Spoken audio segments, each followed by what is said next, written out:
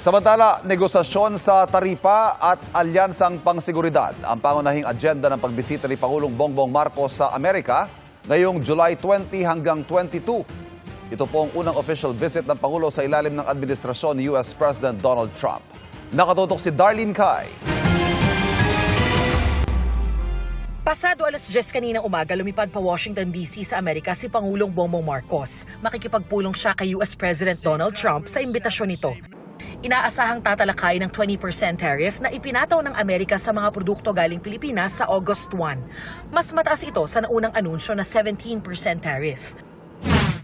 I intend to convey to President Trump and his cabinet officials that the Philippines is ready to negotiate a bilateral trade deal that will ensure strong, mutually beneficial, and future-oriented collaborations that only the United States and the Philippines will be able to take advantage of.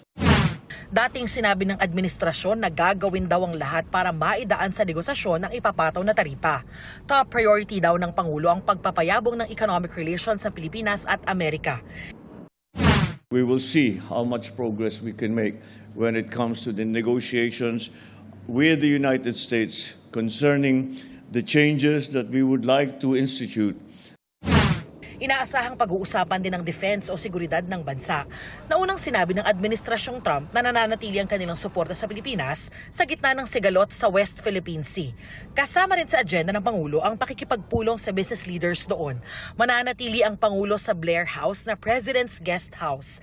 Habang nasa US ang Pangulo, tinalagang caretaker ng bansa sina Executive Secretary Lucas Bersamin, Justice Secretary Jesus Crispin Remulla at Agrarian Reform Secretary Conrado Estrella III.